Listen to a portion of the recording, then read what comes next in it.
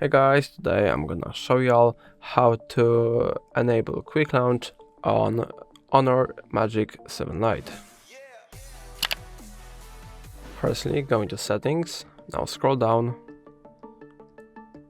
and go into accessibility features. Now go into shortcuts and gestures, and now go into quick launch. And right now it is set to turn on or off torch, and to access it all you have to do is just double tap the volume down button when the screen is locked. So when the screen is locked, if I double press the power down button, the camera will turn on. And that's going to be all. If I helped you, please leave a like and subscribe, and if you have more questions, let us know in the comments.